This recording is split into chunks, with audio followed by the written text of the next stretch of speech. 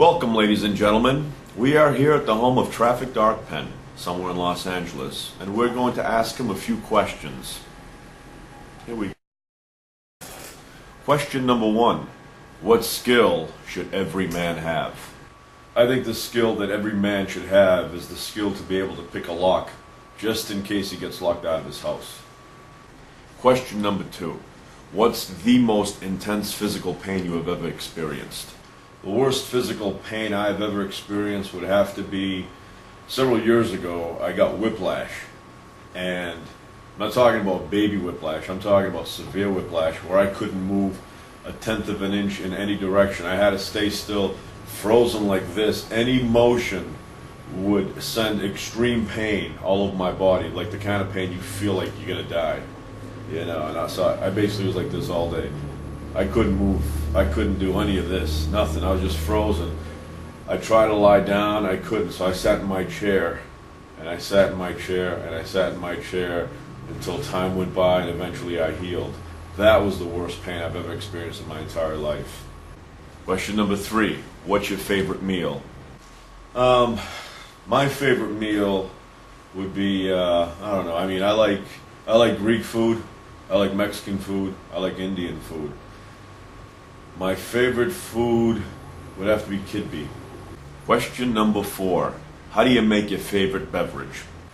My favorite drink would be easy to make. It's 50% pomegranate, 50% blueberry juice, 100% of each. Mix it together, boom. That's it. That's my favorite. Question number five. Do you have a scar that tells a story?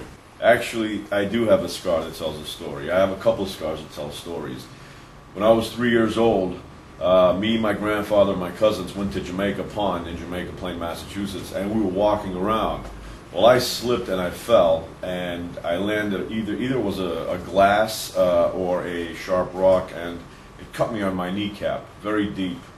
And there was all this blood coming out, and we had no vehicle. Luckily, there were these two old women, and they had a big plastic bag, and inside that plastic bag, they had Wonder Bread bags inside, tons of them. And they took the bag out, and they wrapped them around and wrapped them around and wrapped them around. I had like 5 or 6 bags up and down my leg here, keeping the blood in. And then all of a sudden, a station wagon pulls over, and the station wagon had maybe like 6 kids. It was just like full of kids inside with the parents. And me, my grandfather, and my cousins got in the station wagon. They drove us to Faulkner Hospital. And they cleaned my wound out and all that, and sewed me up. I went home. A few days later, I started getting an infection, pain and everything. And I had to go back to the hospital. They missed some debris, glass or whatever it was, in my knee. So I had to get it reopened and restitched, and I had to stay in the hospital for a couple of days. I remember one night, I couldn't sleep in the hospital, and there was this girl, maybe a couple of years older than me, in the bed next to me, and she said, "You can't sleep?" She goes, "You want me to come over and shake your bed a little bit?" And I go, so she came over, and within seconds of her shaking the bed, I fell asleep. Next day I woke up, started grabbing my stuff, tried to get out of the hospital before anybody would see me. I wanted to go back home.